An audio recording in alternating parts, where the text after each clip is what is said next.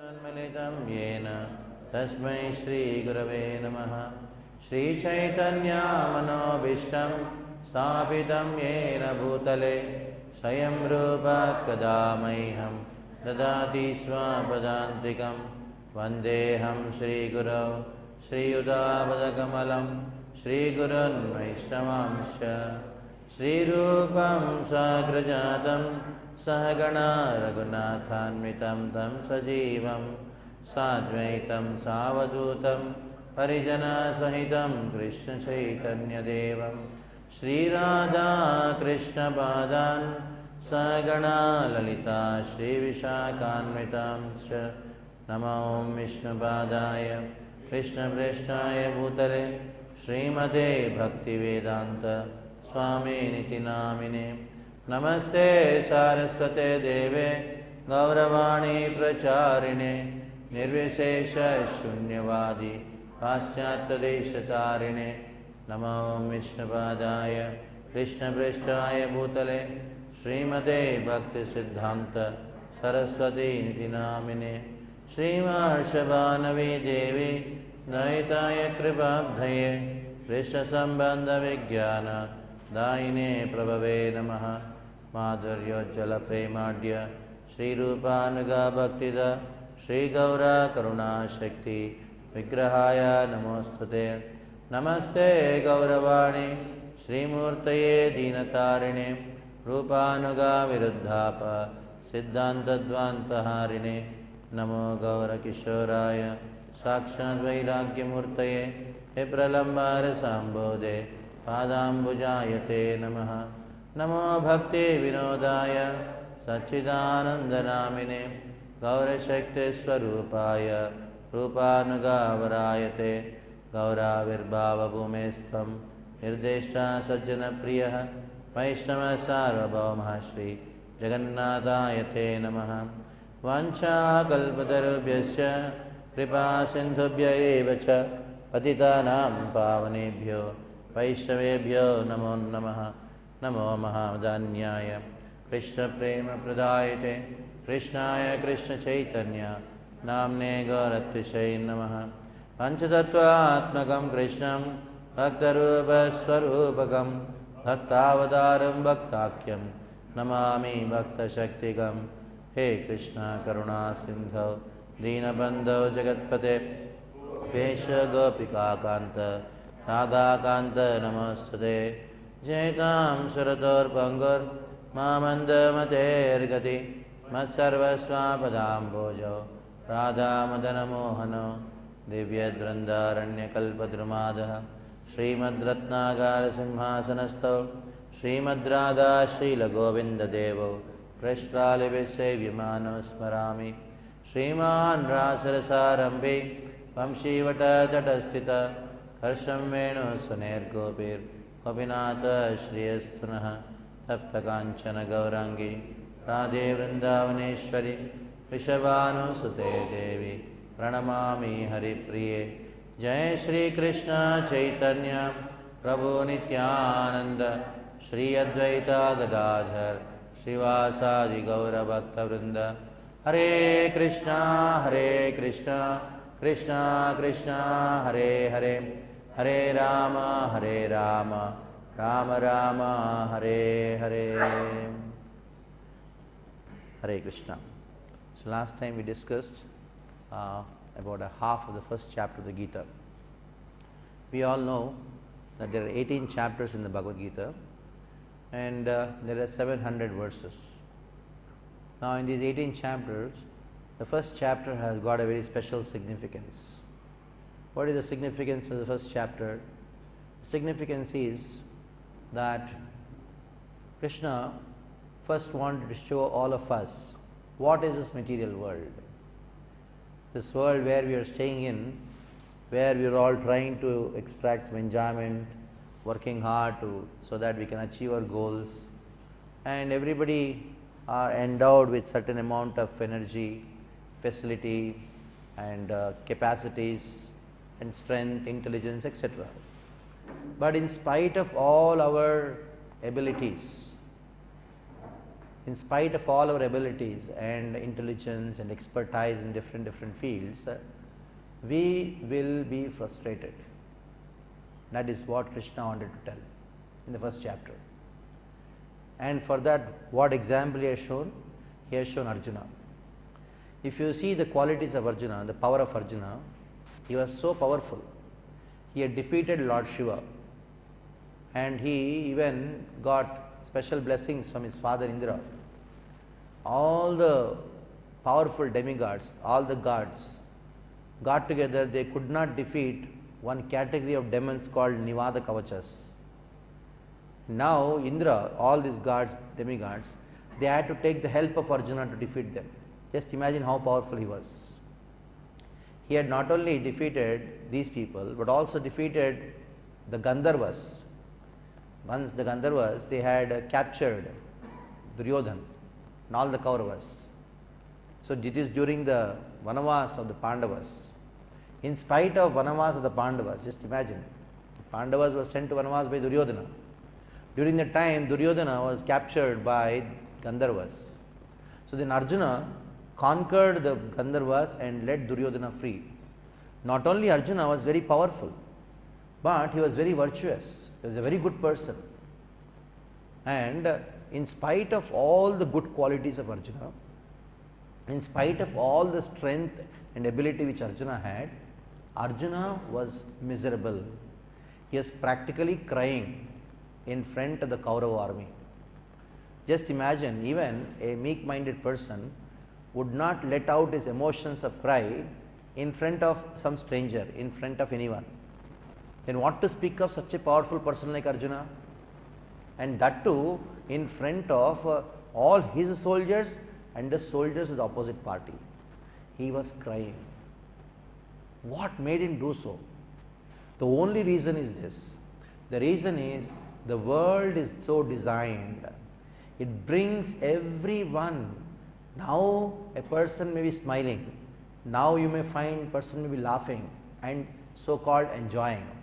But he will come to a point in some time in his life which Arjuna faced. Actually, the whole world is designed to bring a person to this point. What is that point?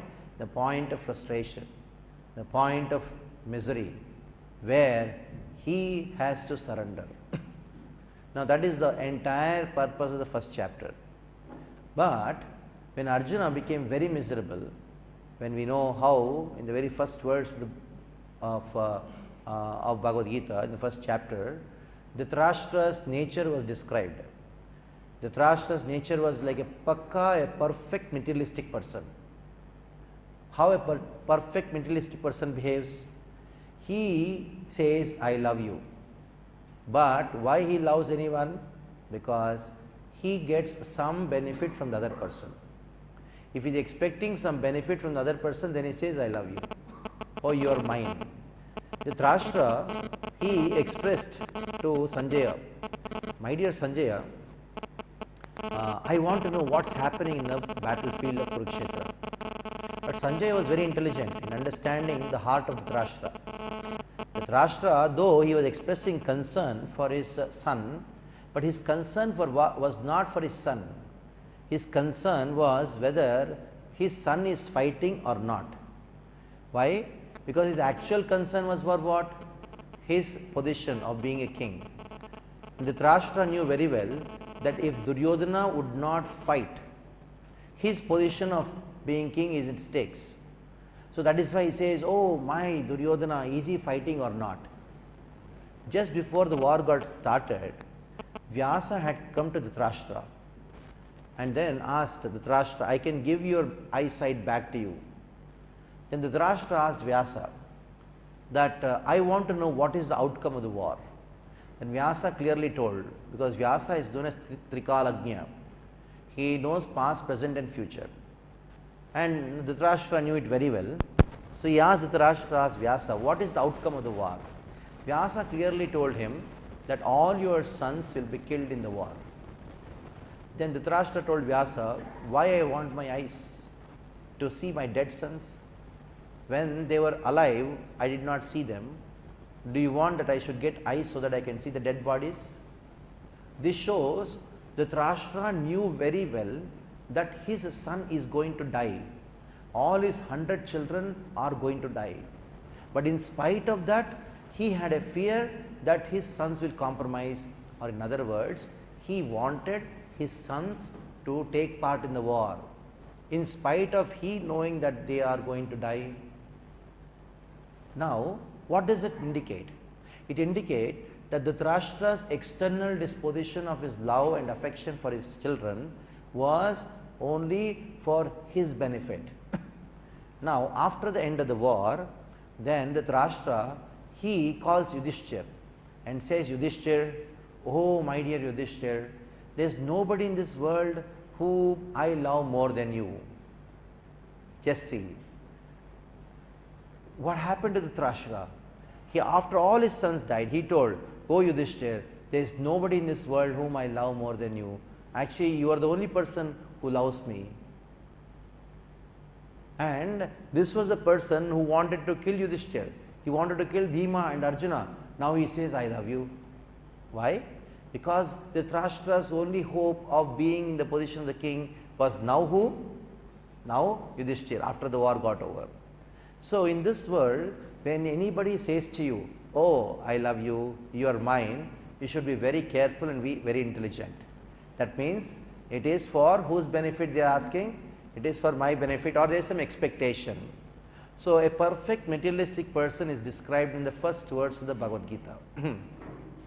Now going further, now Dhritarashtra, after speaking these words to Sanjaya, Sanjaya understood the intention of Dhritarashtra. And then he says, don't worry my dear Dhritarashtra, your son is going to fight in the war. Just because your son is in a holy place, that doesn't mean he has become holy. Last time if you remember, we discussed about this point, that just being in a holy place doesn't make a person holy. Why? Because his intentions are evil. A holy person can make an unholy person, an unholy place a holy place. Whereas an unholy person will make a holy place also unholy. So in this way, Sanjaya is telling Dhritarashtra that your son, his adharmikta, his irreligious nature is so strong that Kurukshetra will not have any effect on him, that Dharmakshetra will not have any effect on him. So he is going to fight. For fighting, what is he going to do? He is using all the different kinds of diplomacy to such an extent to tell his own teacher, Dronacharya, you are a fool. Indirectly told you are a fool. So just imagine how the Duryodhana was very diplomatic. So the diplomacy of Duryodhana is described by Sanjaya till the 11th verse in the Bhagavad Gita first chapter. So the subject matter of Duryodhana's diplomacy is discussed from the 2nd verse till the 11th verse of the first chapter of the Gita. Now after that, then it is described that how Arjuna, he took the arrow, placed it on the bow and was about to release the arrow. Pravrutte Shastra Sampate. When he is about to release the arrow, that is the time Arjuna told Krishna, my dear Krishna, I just want to see who are there on the other side of the army, and so I request you, or he told, I order you rather. Just imagine, see, Arjuna is ordering Krishna. Ratham sthapaya me achyuta. Ratham sthapaya, that is an order. There is no request at all. He said, Ratham sthapaya, you take this chariot between the two armies. So here just imagine the Lord of the three worlds, Krishna. What is his position now? He has become a servant of his devotee. That is what Krishna likes to do. Though there are so many people in this world who are worshipping Krishna, but Krishna likes to worship and serve his devotees because he is bound by their love. Arjuna is a very dear friend of Krishna. Out of friendship, Krishna, even though he is a very great personality, actually he is a Supreme Lord himself, he has become a driver for Arjuna. Sometimes Krishna becomes a watchman for his devotee. We all know there is one great devotee, his name is Bali Maharaj. Even still today, Bali Maharaj is in Stutala Loka and Krishna has become the gatekeeper in the form of Vamana there. So this is the Bhakta Vatsalata of Krishna. How he is so compassionate that he becomes controlled by the affection of his devotees. So that is the subject matter of the verse number 12 till 20th in the entire first chapter of the Bhagavad Gita. So how Krishna becomes very affectionate towards devotees, Bhakta Vatsalata, and also how the different signs of victory are there. They are also described in the Bhagavad Gita. So the signs of victory and also how Krishna becomes Bhakta Vatsala is described till the 27th verse of the Bhagavad Gita.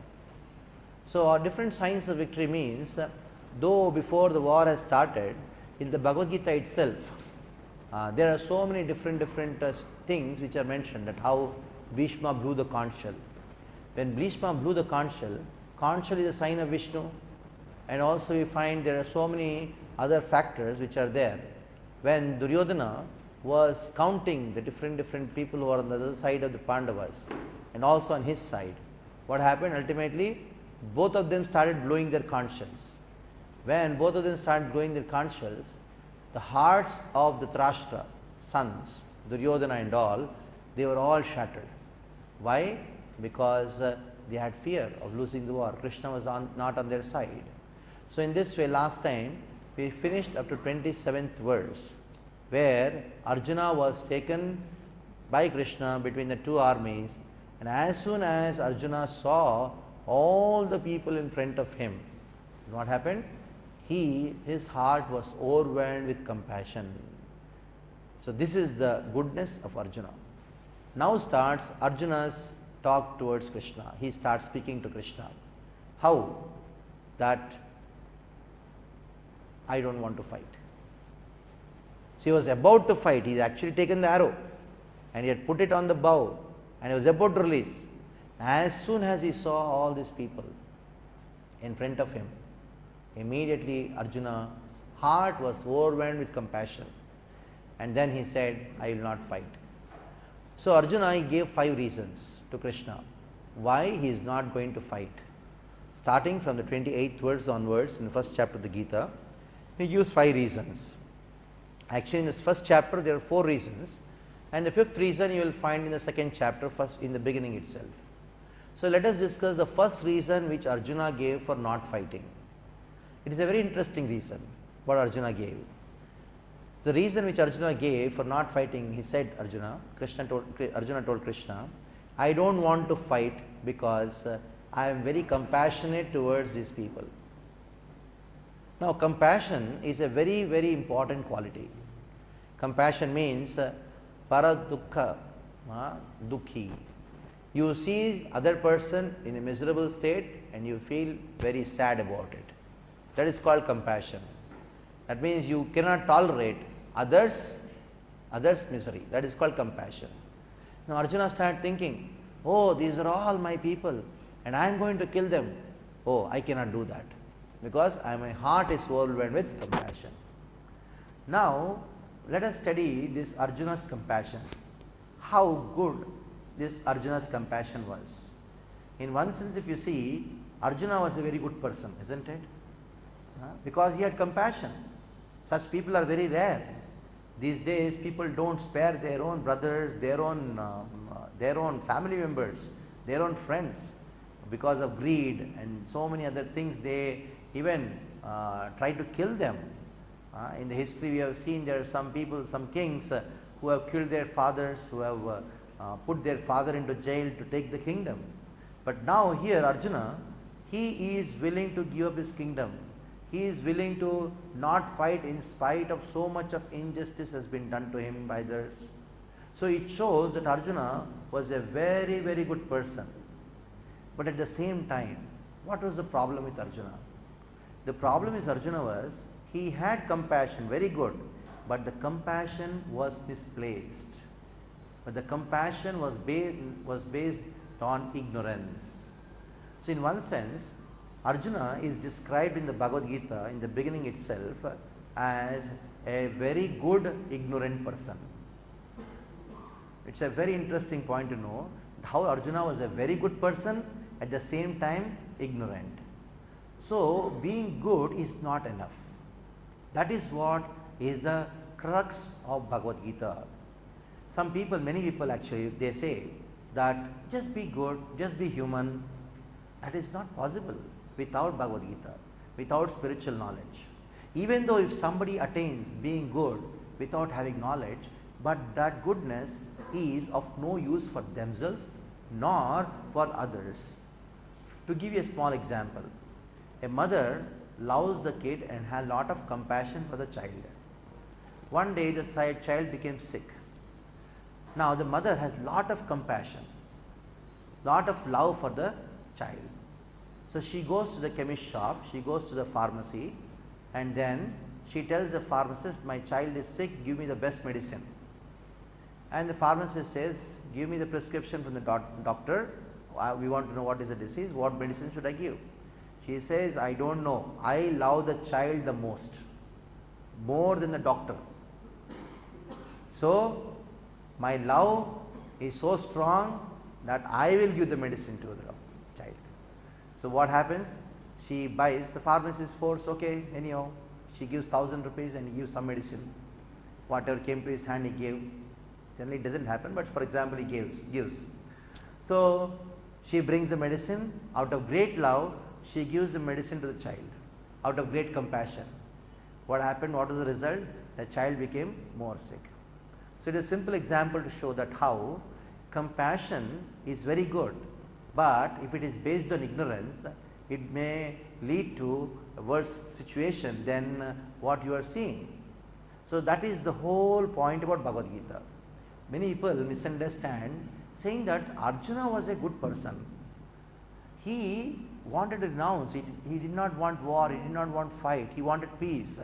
And this Krishna, a great politician, he manipulated the mind of Arjuna. So that is why we should declare this Bhagavad Gita as a terrorist literature. A few years back it has happened, isn't it? Actually, in one sense, if you see, in a peripheral understanding of Bhagavad Gita, it is a terrorist literature, isn't it? If you see from one point of view, somebody doesn't want to fight and you instigate that person to fight. In the entire Bhagavad Gita, what you find, that is what it is. That person would have spoken anything, that is immaterial. Ultimately, somebody did not want to fight and somebody came and instigated him to fight. That is what the overview of Bhagavad Gita. But the insight has to be known. If somebody sees the Bhagavad Gita from the peripheral point of view, it is for sure, it has to be declared as a terrorist literature only. But that is the ignorant or the materialistic understanding of a spiritual subject matter. Every subject matter has to have particular kind of consciousness to understand. For example, if you take books of medicine and think it is a book on literature, then what will happen? Isn't it? Neither he will become a literary scholar, neither he will become a doctor, isn't it? Suppose if you take a book on mathematics and then think it is a book on English literature, he thinks, oh, this is all ABCD inside, ABCD, XYZ, some 1, 2, 3 written up and down. That is what it is.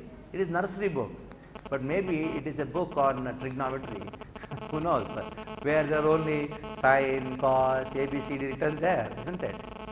So it is not that you just read a book, you should know what is the book about and then understand what is the purpose of it. So Bhagavad Gita is a spiritual literature.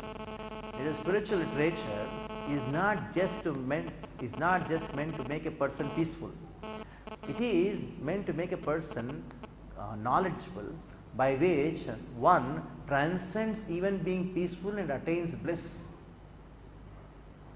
So that is the purpose of Bhagavad Gita. That is why Arjuna was chosen. Arjuna was chosen because he was a very good person.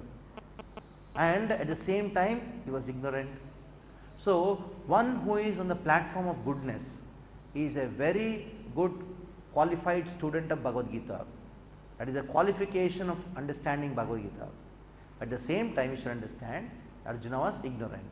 That is why Krishna gave knowledge to him. So that is the first reason why Arjuna said, I will not fight. What is the first reason? That is compassion. I don't want to fight. So after describing Arjuna as a very good ignorant person, Then Arjuna gives a second reason why I will not fight. It's a very, very interesting reason Arjuna is giving why I will not fight. The second reason is enjoyment. He says, my dear Krishna, even if I fight and win the kingdom, all my relatives are going to die. If all my relatives are going to die, how can I enjoy without my relatives? Enjoyment cannot happen when you are alone. For example, you are alone in the house. Will you wear best of the dresses? No. If you are alone in the house, will you cook a big feast and then eat? No. When there is a party, many people have come, that is the time you actually show off, isn't it?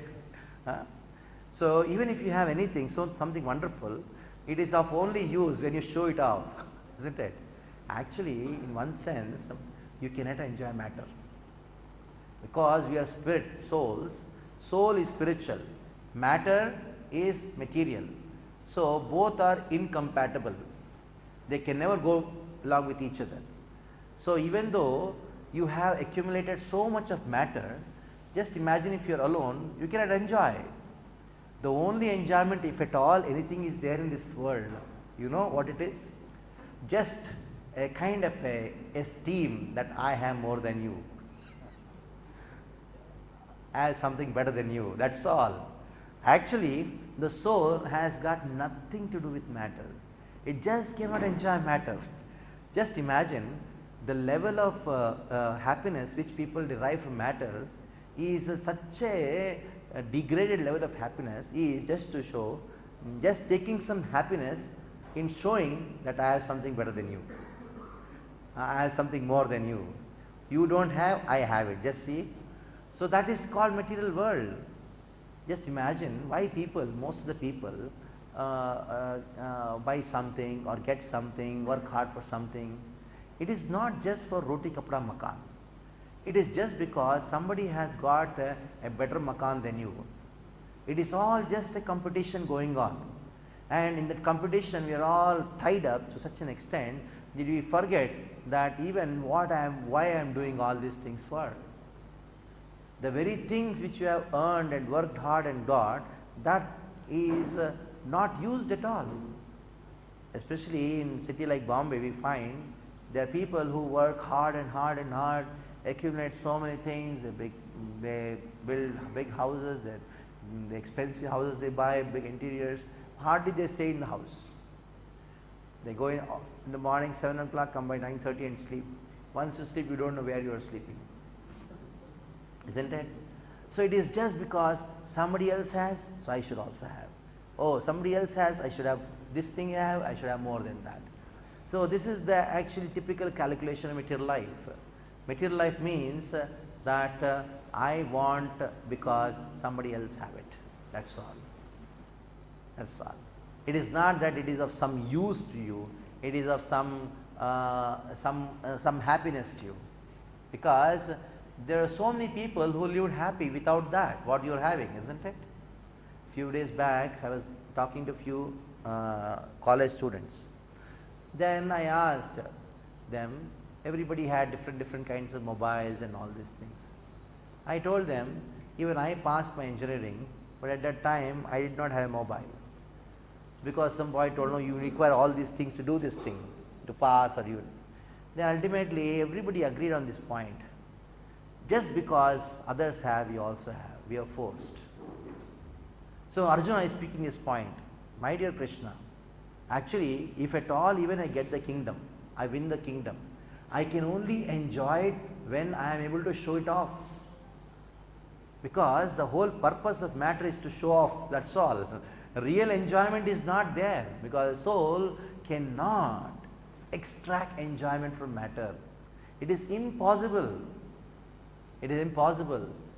Many people in this world, you see the history, they have what not. Even now you can find, especially in Western countries, material enjoyment is very high class. They have the best roads, anything, everything is there, but still people are frustrated and not happy.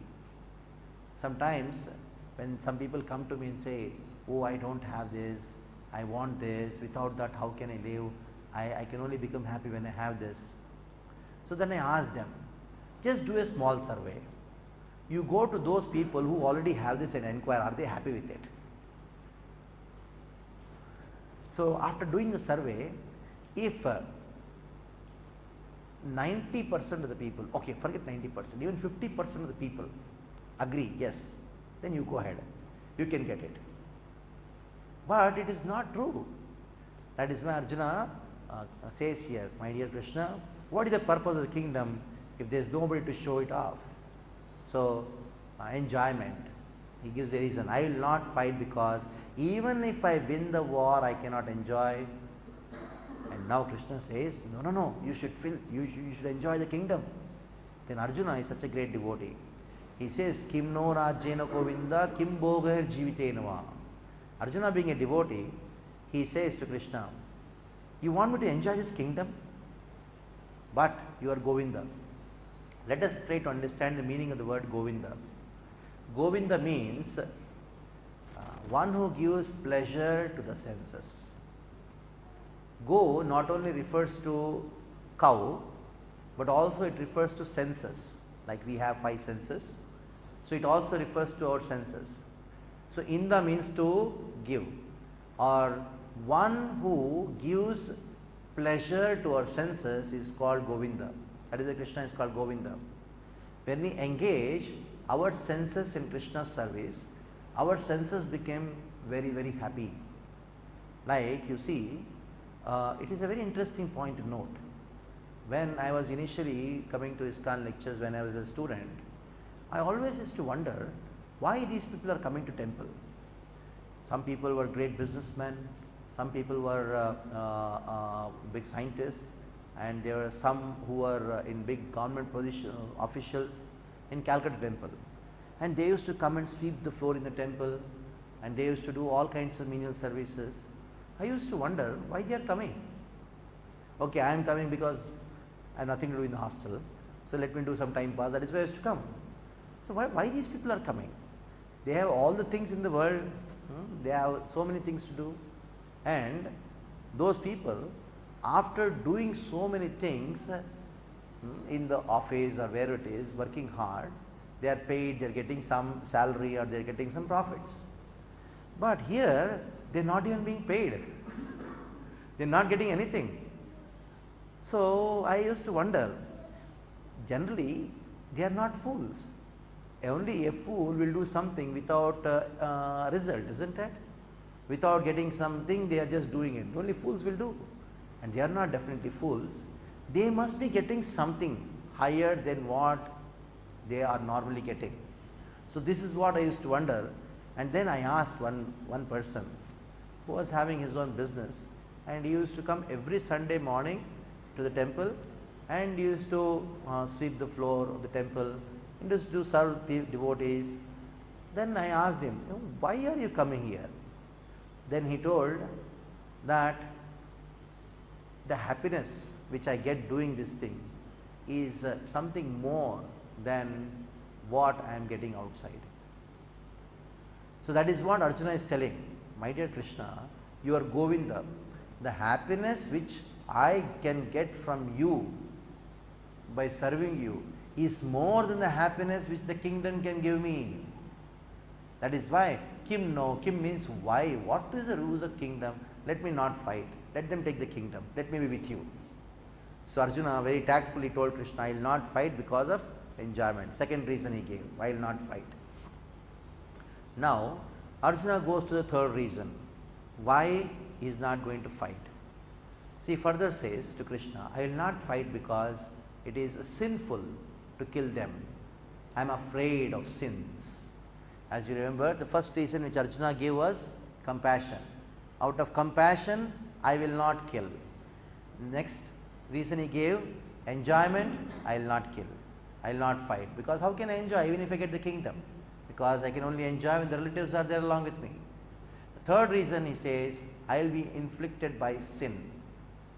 Now, generally it is an understanding, it is a known fact. If somebody is a sinful person or a bad person, if you kill him, you will not be afflicted by sin.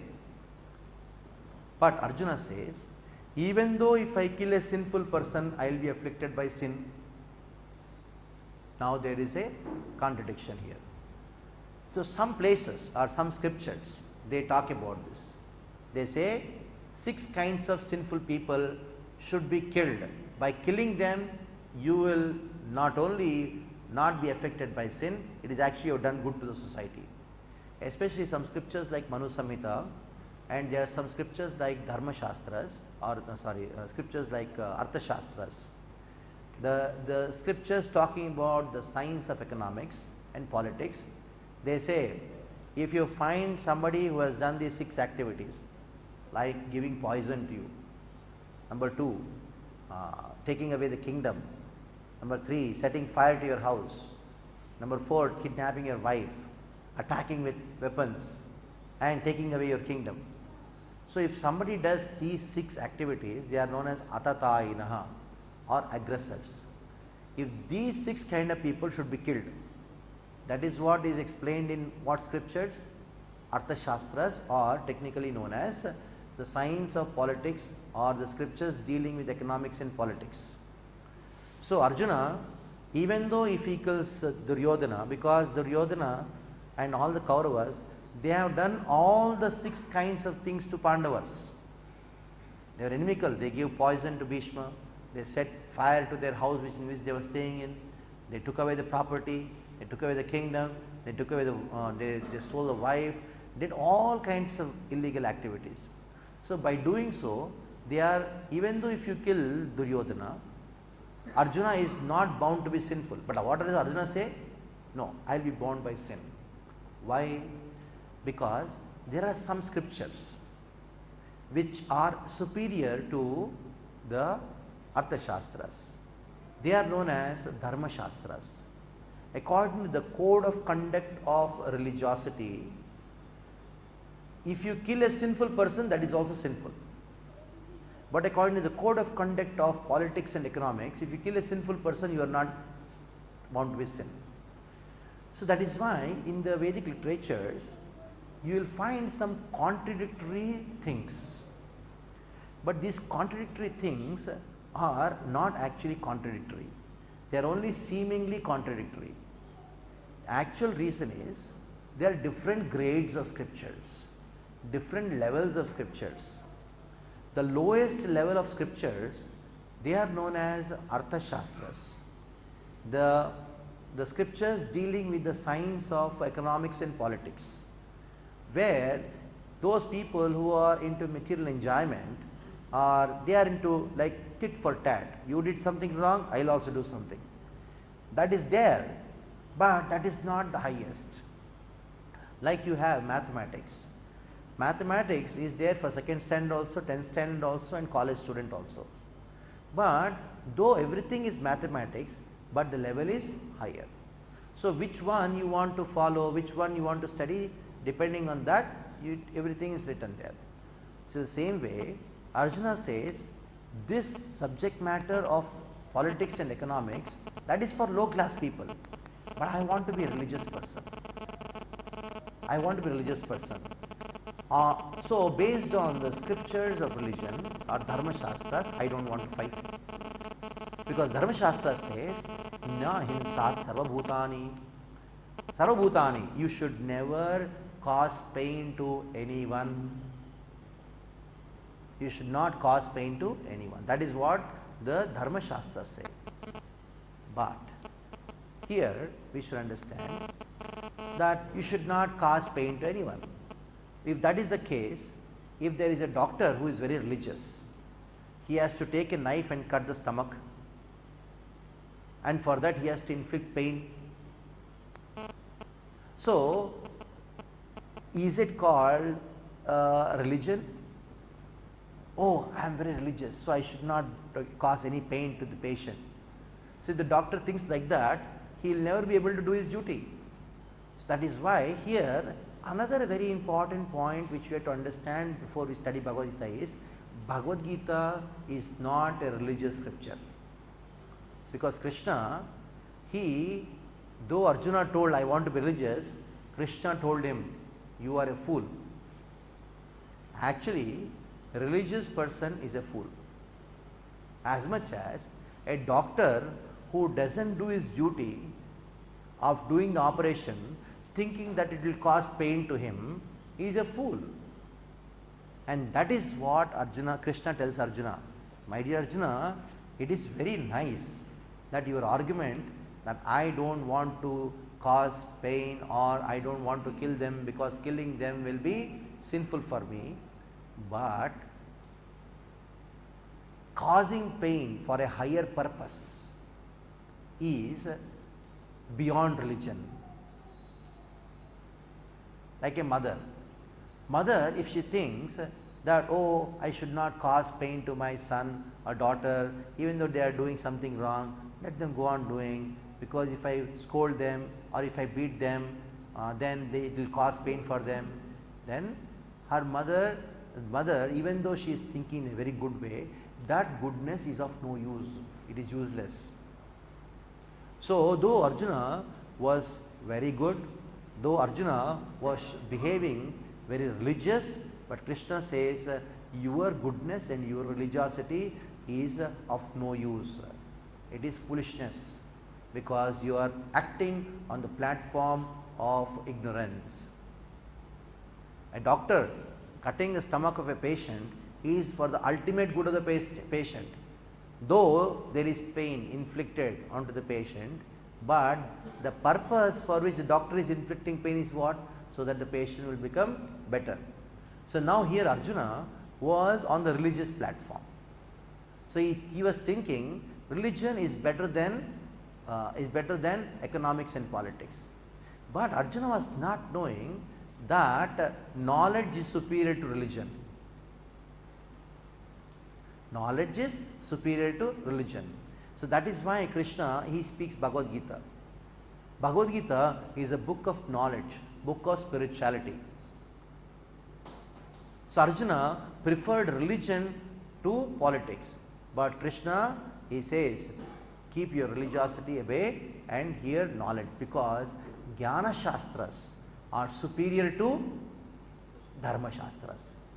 Arjuna was thinking that Dharma Shastras are superior to Artha Shastras, but Arjuna was not knowing that there is something called Jnana Shastras, or scriptures of knowledge, which are superior to Dharma Shastras. Actually, in India, this is the problem. Everybody is religious. You go to everybody's house, there will be some corner. They have all different kinds of photographs and different photographs. You go and ask them who they are. He says, recently I found something, I just bought and kept. They don't even know who they are. And you find they do Arti, Agarbati, and then whoever says religiosity is there, but no knowledge. Even if they have Bhagavad Gita in their house, what they do? They tie it in a nice wonderful red cloth and keep it and worship it. And even by mistake, they would not open and read it. So that is called religiosity. So that is the difference between a person, a religious person having Bhagavad Gita and a spiritual person having Bhagavad Gita. The difference is a religious person would do all the arati for Bhagavad Gita, but a spiritual person would open and read it. Isn't it? So that is what Arjuna wanted. He said that, oh Lord, keep your Bhagavad Gita to yourself, I want to do arati to that. And let me go to the forest and do my begging and all, I don't want to fight. So in this way, Arjuna gave the third reason why he is not going to fight. So after Arjuna, he gave the third reason why he is not going to fight. That is, he said that I will be inflicted by sin if I am killing these people. So I don't want to get sinful reactions. Based on scriptures of religiosity, I would like to leave them alone. I don't want to fight. So Arjuna, now he gave three reasons. Arjuna gives the fourth reason. The fourth reason which Arjuna gives is a very, very interesting reason. And the reason which Arjuna gives why he is not going to fight, it goes to around 7 to 8 verses, where Arjuna has analyzed the effect of war. Suppose if there is a war, what will happen? That is what Arjuna has described. So, the fourth reason which Arjuna gave for not fighting can be termed as social reasons. Why? Why it can be termed as social reasons? That is, Arjuna was very much concerned about the situation of society if there is a war. Now, we all know that how many wars have happened in the recent past, and when the war has happened, you see how buildings have gone away, and that and even some schools are destroyed, hospitals are destroyed, community welfare is not there, people's quality of life goes down, there is a lot of inflation, and the society will be totally disarray. So, Arjuna analyzes.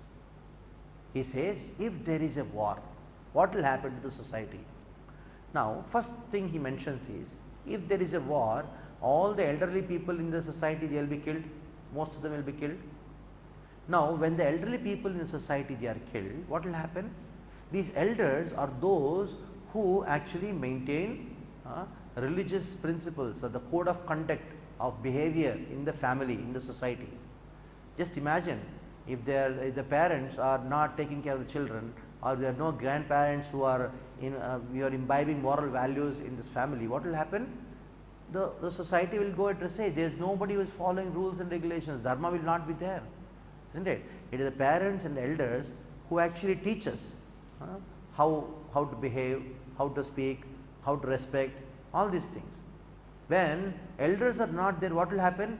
Irreligion will be prominent, dharma will not be there. When dharma is not there, lot of irreligion will be there. So, this is what Arjuna's argument was. First is, when the elders are killed, there is nobody to give dharma. When there is no dharma, then there is adharma. Very interesting point to note. Once I had been to one college to ask the principal, to request the principal, saying that we want to conduct some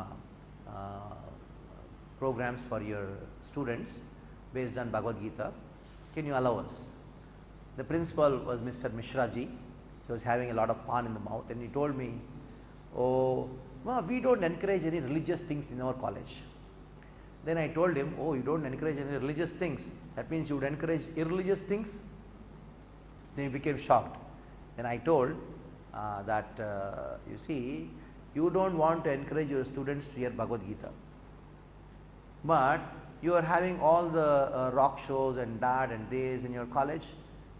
So, I told him, there cannot be any situation where there is no religion and there is no irreligion. It is not possible, that kind of situation. If there is no religion, that means there will be irreligion. It is very natural. Then he agreed, okay, you can have a program. So, Arjuna was giving this argument. If there is no religion, there will be religion. Now comes the point. Now, what is the effect of irreligion in the society? Arjuna speaks about it. He says, the first effect of irreligion in the society will be on women. The women will become corrupt as soon as there is irreligion prevalent in the society. Why he uses this word, women will become corrupt? Because the Vedic society, the Vedic life, Vedic scriptures, they give lot of importance to women. But this point is highly misunderstood by people in general. The general idea is that in the Vedic society, according to Vedic literatures, women are downtrodden, they were put down, they are not given equal rights. Why they say? Because they are not allowed out of the house, they are not given equal rights, all these things they say. Now, there is a simple argument for that, to bring to the point of proper understanding about it. If you have something very valuable in the house, you have some gold, silver ornaments, and at the same time you have some rags which you clean the house. Now, where do you keep these two things? Which one you keep in the tijori, in your lockers? Something valuable you keep in the lockers. Something which is not so valuable, which is that we just keep it outside. So, now protection is given to whom or which things? Something It is valuable, isn't it? So according to Vedic society, Vedic system, we are supposed to protect children and women. Why? The modern understanding is because you think they are weaker, that is why you want to protect them. It is foolishness. For example, the president of the country or a prime minister, he is given lot of protection. Why? Because he is weak? No, because he is an important person, that is why protection is given. So Vedic scriptures talk about protection to women and children. Why? Because they are considered to be important, that is why there is protection given. Now, if they are contaminated, if there is no proper protection given, if there is religion, what will happen? They will become contaminated. Once they are contaminated, the whole society will become contaminated. Like, if the president, if he becomes contaminated, or if he becomes weak, or if he becomes mad or something like, if he is not proper, the whole, it will affect the entire country. So that is why there is so much of care and concern given. That is foolishness when a child thinks, when a mother and the father, they tell, oh child, don't go out, come back early, who are your friends, when they are inquiring, only a foolish child will think that they are putting so much of restrictions on me. But actually these restrictions are what? For protection. Even the prime minister of the country, he cannot move here and there whatever has been decided before by the government, by the entire police structure. Though the prime minister is the very important person, more than the district collector, whoever it may be, but once the way the car should go, what time that person should reach, what time it should leave, everything has been decided. Even the prime minister says, tell driver, take this car this way. Driver says no. He will say no. Why? Why? Because he is important, he is protected. He has to be protected. So in the same way, when the Vedic literatures gives the rules and regulations, how the woman should behave, how the child should be brought up, and how they should be protected, that really practically 80% of the rules are meant for women in the Vedic literatures. Why? The reason is this. It is because if they are protected, if they are taken care nicely, then who is the first teacher for every child is the mother. So naturally next generation will be good. So for safeguarding the sanctity in the society, this is spoken. Now, Sriyeshu Drishtashu Varshneya Jayate Varanashankara. Now Arjuna says, when the woman become corrupt, what is the immediate effect in the society? The immediate effect in the society is Jayate Varanasankara. Unwanted children will be there. That means, what is the meaning of woman becoming corrupt?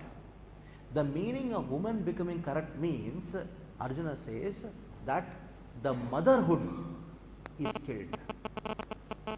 These days there is so much of talk on womanhood. Vedas, they don't talk about womanhood. They only talk about motherhood. They only talk about motherhood. It is such a deplorable kind of affairs now these days. I still, I always quote this incident because I don't know whether after seeing this incident, whether should I laugh or cry. That was the situation. I regularly go to Thane for giving lectures on Bhagavad Gita. There is one very big society called Hiranandani Estate. It's a very, very posh area where rich people stay. So I was just waiting for my vehicle to come and pick me up. What happened was, one lady came from the lift and she was taking a dog along with her. And behind there was one more lady, very visibly she was a servant of her, she was a housemaid, and she was carrying a baby along with her, this housemaid. I could really imagine this baby is not her baby, it is the baby of this lady who is carrying the dog.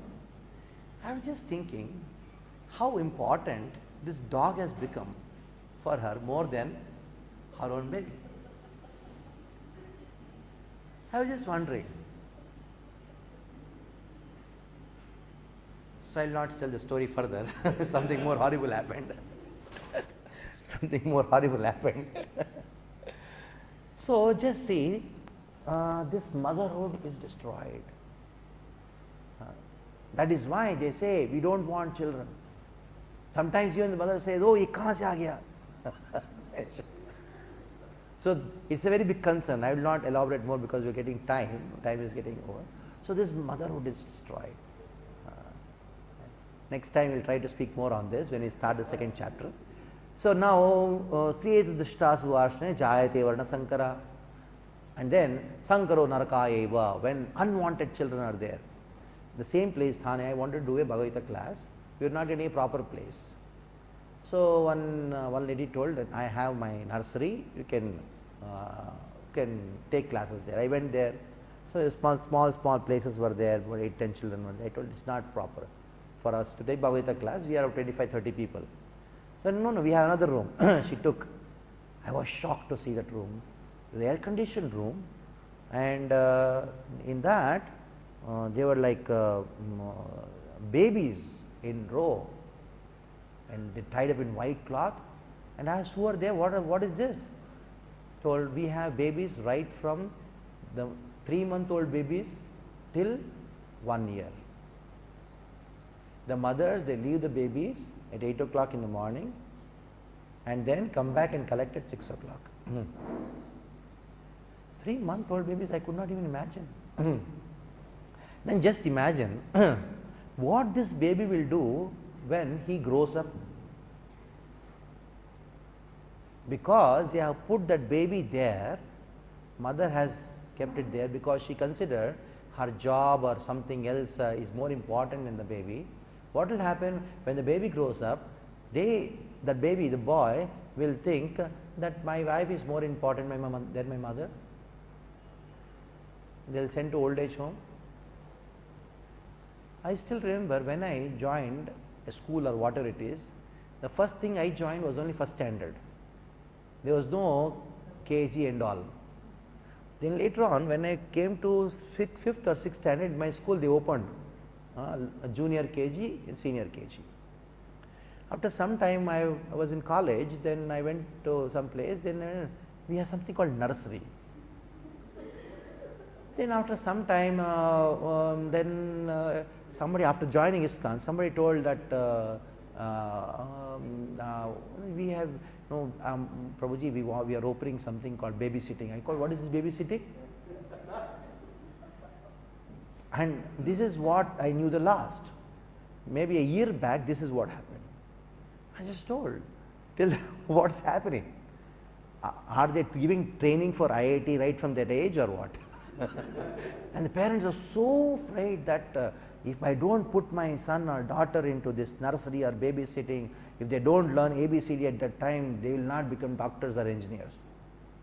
You know, I told I joined first standard. I was not knowing what nursery was.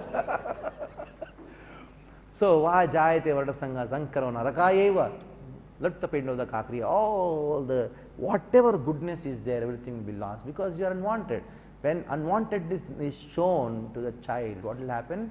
The child will show the same unwantedness through the whole life. So Arjuna gives so many reasons, and then he says the social reasons. The entire society will go away. It is better for me. Ashastram, shastrapaneha. Let those people kill me as I am without being armed. Why I should take part in the war? In this way, Arjuna, he sits down in the chariot and leaves. Visujja sasharam chapam shoka samvigda manasa. This is how Sanjaya ends this chapter, saying that Dhritarashtra, Arjuna says that he is not going to fight. Now, second chapter starts. So next time when we meet, we will start with the second chapter with a small recap of what we have done today also. So I request all of you to come regularly, every monthly once. It's only monthly once. You can schedule yourself. You can announce the next Sunday date also, so that people are prepared, and you can bring your other colleagues also, so that they can also get some spiritual knowledge. Hare Krishna. Thank you very much. Any questions? Yes. Yes. Ah. Now it is surrogate mother. Ah, this is surrogate mother. So I heard about it. beyond that now it is surrogate mother. There is a No, I know why to carry 9 months. Somebody will carry. I'll pay them. this has become a fashion now in India, and it is too many kids are not coming. So they do not far away. They will see surrogate mother there and there. Rather than there. Why call mother? Okay. Uh, Hare Krishna Prabhu. Thank you for nice class. Whatever Arjuna was afraid of that would happen as an outcome of the war, did that actually happen historically or what happened? Secondly, how long after the war ended did Kaliyug began? And was this a continuous sequence of things Yeah. happening? See, not that every war will have the same consequence. Definitely the wars which are happening now will have consequence. This is consequence. But the war which Arjuna fought was Dharma Yuddha. In Dharma Yuddha, what is going to happen is, although people who are on the side of Adharma will be destroyed, and the king will be a pious religious person, spiritually advanced person. So then he can make sure that there is sanctity in the kingdom. So as it is like, everybody who has knife will not kill. A knife in the hand of doctor will give life. So knife in the hand of a Daku or somebody will take away life. So in the same way, war is not the problem. So Arjuna's misconception was, he thought war itself is the problem. So war is not the problem. The purpose for which the war is fought, that is the problem. That is more important. In this world, nothing is a problem. Like many people start thinking that, oh, my wife is a problem, or money is problem, house is problem, family is problem, job is problem. No. When you have a wrong concept about this thing, then the problem comes. So the problem is not in the objects of this world, the problem is in the concept. So Arjuna was thinking war is a problem, but Krishna told war is not the problem. Proper concept, not having proper concept, that is the problem. So a person in knowledge, for him there is nothing good, nothing bad. Everything is proper. For a person in ignorance, even bad is also bad, good is also bad. Isn't it? So that is why spiritual knowledge makes a difference, makes the real difference. So even though being good in the material world is bad, even though bad is bad, but Krishna now in the Bhagavad Gita, he brings Arjuna to the platform of knowledge. So one should act the platform of knowledge. That's very important. Okay. Say any more. So Arjun, your second question about after the war, the effect. After the war got over, pious king Parikshit Maharaj became the king. We all know that how Parikshit Maharaj punished Kali. In Bhagavatam it comes. So the effect was good. Is it right? So any more questions? One question we can take. Yeah.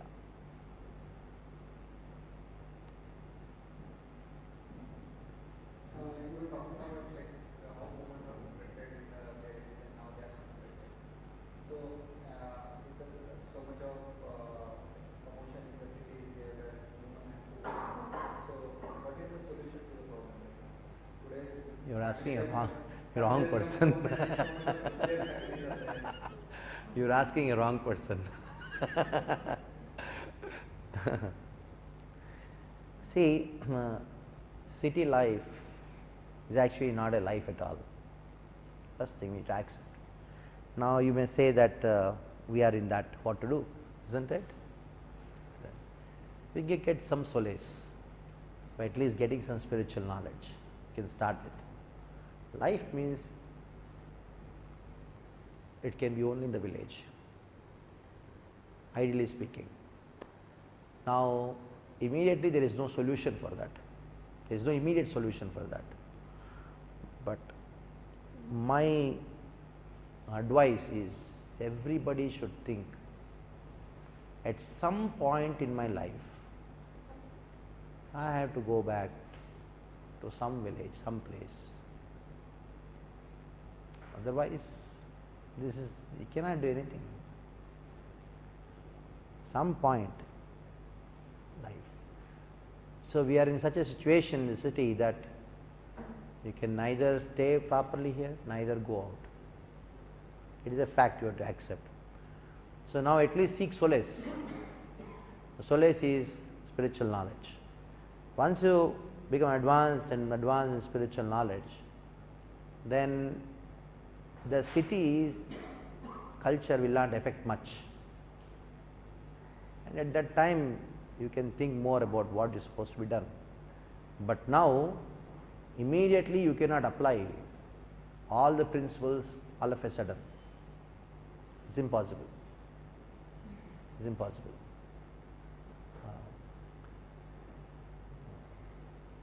Some practical suggestion once I gave to someone is that mothers, at least till the child is around maybe something like 7th, 8th standard, where he is himself by studying or something like that, they should do something when the child is not at home.